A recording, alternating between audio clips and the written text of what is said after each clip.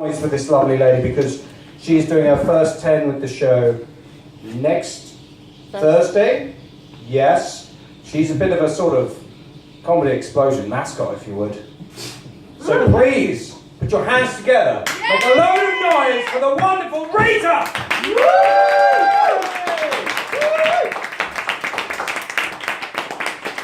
Hi, my name is Rita. I am a woman. Sometimes. When I feel like it. I don't often feel like it. Being a woman is a bit too troublesome to feel like it. I am also a feminist, which is a neurotic obsessive disorder. It manifests in counting. I count women at every possible event. Versus men, of course. Like, 3-to-1, I'm very close to drawing up a little chart at every event that I go to. And then I go on stage and talk about it. That's basically what happens. That's what you're in for the next 5 minutes. I was going to write some jokes, but then I got distracted by my hair because I was going to touch up the color. But then I realized I lost my comb, so that was that. In the end, I just brushed my teeth and came here. As you do. I am Polish, and I'm not very good at being Polish either because I don't drink. So that's a problem.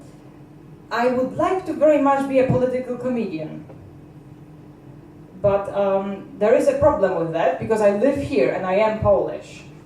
So it's difficult to talk about things in Poland because I don't live there. I can't vote here, so it's a bit weird in the end, I looked at pictures with David Cameron and the pig and I left it at that. That's in many ways the extent of my political engagement, that and a lot of retweets. There are 4 demonstrations this weekend alone. I know that there is a lot of good reasons for demonstrations, but I also think it's spring and we are a bit more easy to persuade to take to the streets. I think it's possible that this is one of the reasons. 3 of those demonstrations were to do with David Cameron. One was titled Resign. The other was titled Fix the Tax Loophole and then Resign, which I quite like because it's like clean up and then go away. I enjoy the pragmatist bent of that because it's like fix the problem. It's not like the next prime minister is going to be any better. So might as well, use the media hoopla about that and get them to fix something, possibly, maybe not. I was at the 4th demonstration that was to do with Polish recent proposed abortion laws. I don't know if you're familiar with that topic. No? You're going to be familiar in 2 minutes. Basically, there is a lot of fuckwits in black dresses in Poland. They're called Catholic priests. They are very good at telling women what to do with their uteruses. They are very heavily invested into what happens to uterus. Is it uteruses or uteri? I'm confused now. One of them, you know what I mean. So you've got those priests and they tell us what to do, and they just came up with this beautiful idea that there should be no prenatal testing ever, and every life that is less than 9 months old should be protected. We don't give a fuck after 9 months. Once you're born, you're on their own. If you're carrying the next prospective life in your body, fuck you. Oh, been there, done that. Never mind. But this is basically their opinion. If you got raped, well, that means that a good Polish citizen is growing up in your body. I wish I were joking. This is a direct quote from a Polish politician. Speaking of Polish matters, our Prime Minister is a woman, and recently a British feminist congratulated me on the fact that Poland now has a female Prime Minister. Not all women are created equal.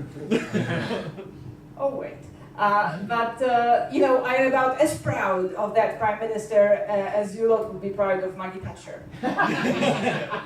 This is kind of, you know, comparable, except Maggie Thatcher had much more personality than Beata Szydło does. And recently she first supported the proposed law, and then a week later she said that she was speaking as a private person, because as we know, a Prime Minister is a private person.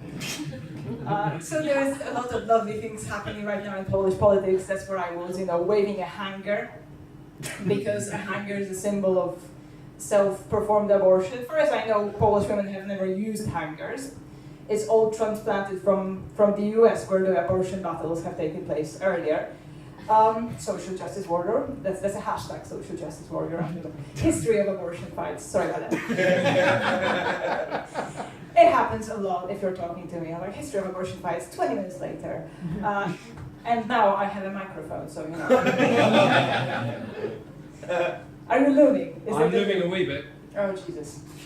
We've got that running joke that he looms, because he does. Look at him. Yeah, well, whenever I'm at a stand-up comedy gig and I count that there is more men than women, I kind of think I'm feeling compelled to tell a PMS joke. Which is pandering, really. Because it's hard to go wrong with a PMS joke with a mostly male audience, isn't it? Anyway, I've got that app, it's called Eve. I never noticed my period being late until I got an app. Your period is late for 1 day. Since fucking Tuesday, my God. And I'm just counting, and I live with 2 other women, and I had a secret suspicion that we're chaining. It happens a lot, it's a thing, look it up, it's science.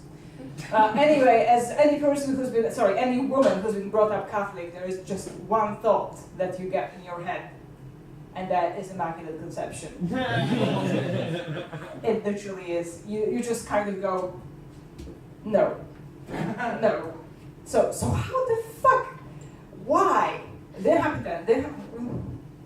Immaculate Conception, the only logical, the only logical result of that whole process. It's not talking yet though. So I have hope. I have hope that it's not gonna walk on water or anything like that, because that would be just weird.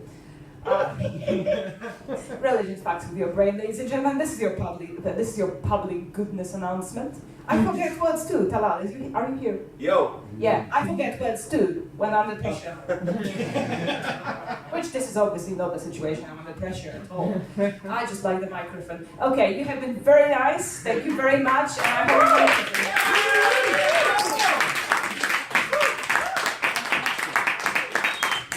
All time for Rita. Thank you so much for coming tonight, guys. Thanks to